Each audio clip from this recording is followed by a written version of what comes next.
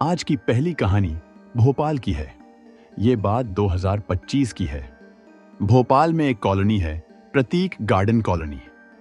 इसी कॉलोनी में अविनाश प्रजापति अपने परिवार के साथ रहता था। उसके साथ उसकी पत्नी चंद्रिका और उनका 5 साल का बेटा भी है। अविनाश प्रजापति असल में नरसिंहपुर का रहने वाला था। उसके पापा गांव में छोटा मोटा काम करते थे। करीब 1.5 साल से वो भोपाल में रह रहा था। उसका चेहरा तो बिल्कुल साधारण था, लेकिन बोलचाल में बड़ा तेज तर्रार और घुलने मिलने वाला। इसी वजह से लोग जल्द ही उसकी बातों में आ जाते। कपड़े लत्तों और ठाट बाट का उसे खास शौक था, इसलिए देखने में भी वह हमेशा ठीक ठाक ही लगता था। दोस्तों का अच्छा खासा ग्रुप बना लिया था और जान पहचान भी काफी बढ़ा ली थी। लेकिन असलियत ये थी कि उसे लोगों को बेवकूफ बनाकर पैसे उड़ाने की आदत थी। कभी लोहे की सरिया बेचने का नाम लेकर, कभी कोई ऐप बनाने का झांसा देकर, तो कभी निवेश का लालच दिखाकर लोगों से पैसा ऐंठता। इसी वजह से उसके खिलाफ कई एफआईआर भी दर्ज हो चुकी हैं। उसकी शादी भी हुई थी, मगर उसके इस चाल चलन से तंग आकर उसकी पत्नी ने उसे छोड़ दिया। दोनों का तलाक हो गया और तब से अविनाश अकेला ही रह रहा है। अविनाश की जिंदगी में एक मोड़ तब आया जब वो एक ऑटोमोबाइल कंपनी में कार खरीदने गया। वहीं उसकी मुलाकात सेल्स एग्जीक्यूटिव चंद्रिका पालीवाल से हुई। चंद्रिका गोरी चिट्टी, थोड़ी गोल मटोल और एकदम बिंदास टाइप लड़की थी। उसका स्वभाव इतना खुला खुला था कि लड़के आसानी से उसकी तरफ खिंच जाते। कई लड़के उससे दोस्ती करने की कोशिश करते रहते और वो भी जिनसे पट जाए उनसे दोस्ती कर लेती थी। उसकी पहचान बड़े बड़े लोगों में थी। राजनेताओं से लेकर मुख्यमंत्री, विधायक और सांसद तक से वो मिल चुकी थी। उसके फोटो भी सबूत हैं। ऐशो आराम से जीना उसे खूब पसंद था। सोशल मीडिया पर भी वो काफी एक्टिव थी। अपनी आलीशान लाइफस्टाइल दिखाने में उसे मजा आता था। इंस्टाग्राम पर उसके 28,000 से भी ज्यादा फॉलोअर्स थे। अविनाश को चंद्रिका का बिंदास अंदाज अच्छा लगने लगा। वो उसके पीछे पड़ा तो चंद्रिका भी उसके मीठे बोलों में फंस गई। अविनाश अपने आप को अमीर और बिजनेसमैन बताता था, तो चंद्रिका को भी लगा कि ये पैसे वाला है। चंद्रिका के स्टाइल और उसके उठने बैठने को देखकर अविनाश को भी लगा कि वो किसी अमीर घर की पढ़ी लिखी लड़की है। इसी सोच में दोनों करीब आए। दोस्ती हुई और फिर प्यार करके शादी कर ली। शादी के बाद शुरू के कुछ महीने बड़े मजे में बीते। दोनों ने खुलकर एंजॉय किया। लेकिन धीरे धीरे असलियत सामने आई। अविनाश अमीर नहीं था, न ही चंद्रिका। दोनों ही आम घर से थे, लेकिन दोनों को शौक बड़े बड़े थे। पैसों की तंगी शुरू हो गई। चंद्रिका सज धज कर अलग अलग मर्दों के बीच घूमने लगी। अविनाश लोगों को बेवकूफ बनाकर पैसे ठगने लगा। धीरे धीरे दोनों को एक दूसरे का असली चेहरा समझ आया, लेकिन तब तक देर हो चुकी थी। ऊपर से अविनाश के धंधे में भी नुकसान हो गया और हालत और खराब हो गई। पैसों की तंगी से निकलने के लिए अविनाश और चंद्रिका दोनों सोचने लगे कि अब क्या किया जाए। तभी चंद्रिका के दिमाग में एक अजीब सी प्लानिंग आई। यह आइडिया ऐसा था जो आम तौर पर किसी को सूझता भी नहीं।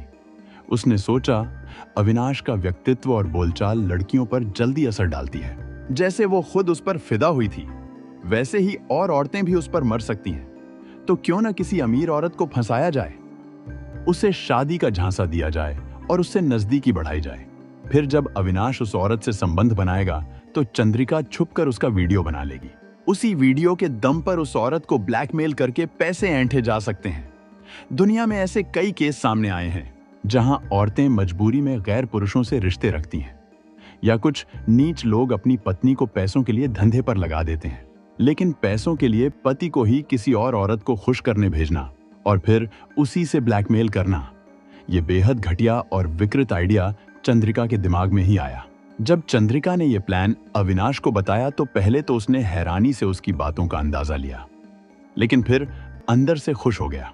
अब उसे अपनी ही पत्नी की इजाजत से दूसरी औरतों से मिलने जुलने, उनसे प्यार की बातें करने और शारीरिक संबंध बनाने का मौका मिलने वाला था। यह सोचकर अविनाश को बड़ा मजा आया, मगर हकीकत यह थी कि यह काम जितना उसे अच्छा लग रहा था, उतना ही नीच और खतरनाक भी था।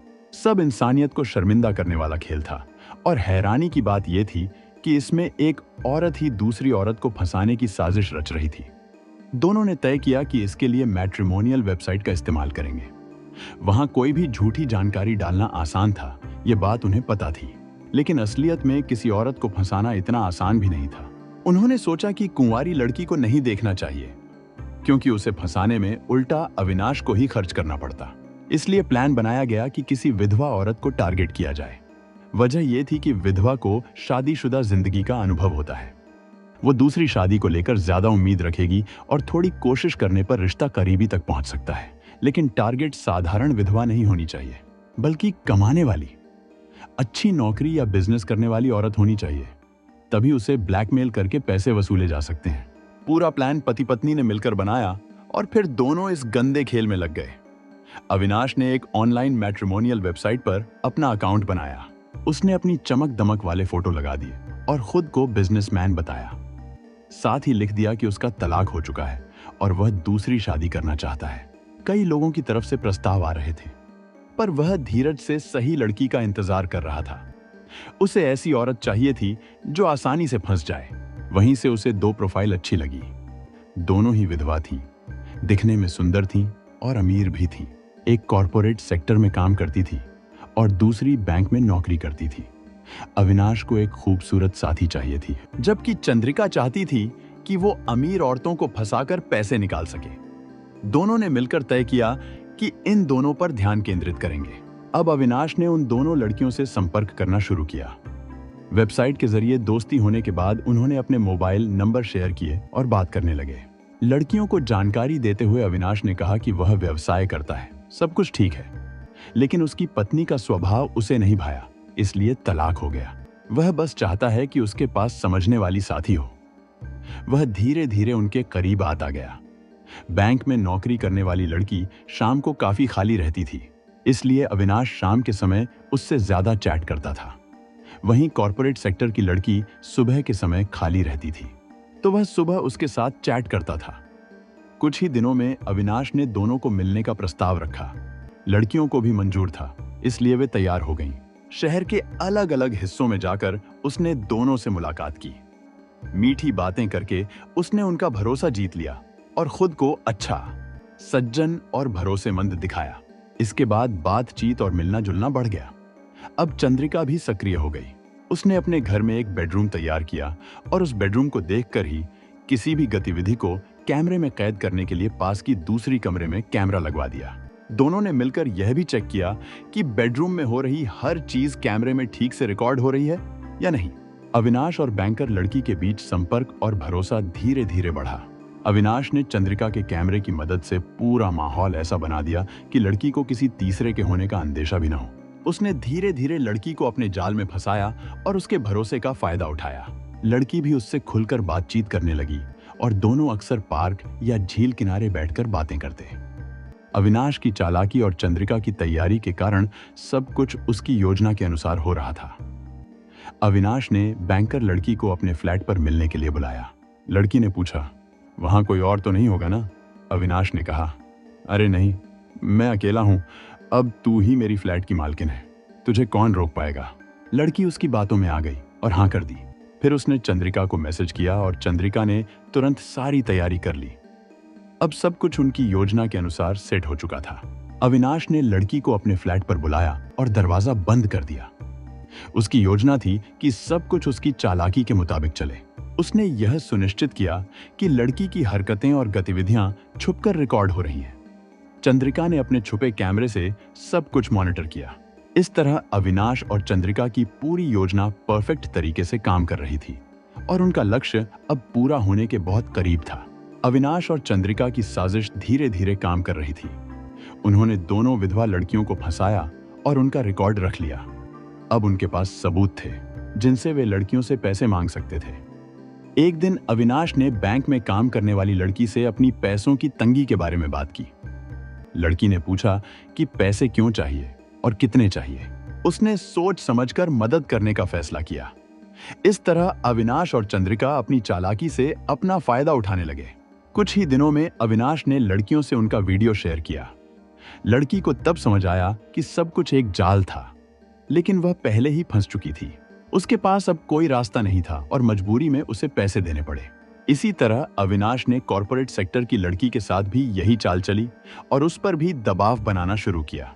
अविनाश का दबाव और चालाकी दोनों लड़कियों पर बढ़ने लगी। उन्हें अब समझ में आ गया कि वह शादी में कोई दिलचस्पी नहीं रखता, उसे सिर्फ पैसे चाहिए।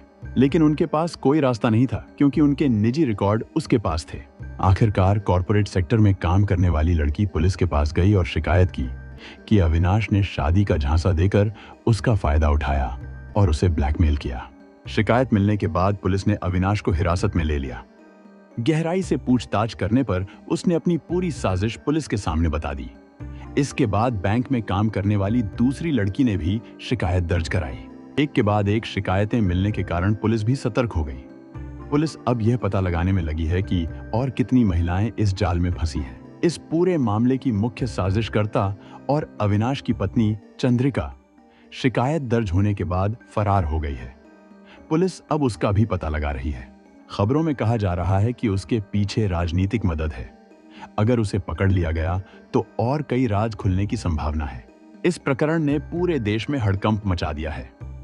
पत्नी ने अपने पति को इस्तेमाल करके अन्य महिलाओं को फंसाया, उनका शोषण किया और उनके रिकॉर्ड बनाकर उन्हें ब्लैकमेल किया।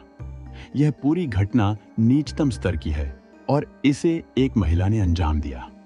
पुलिस अब भी जांच कर रही है और बताया जा रहा है कि जल्द ही चंद्रिका को भी गिरफ्तार किया जाएगा।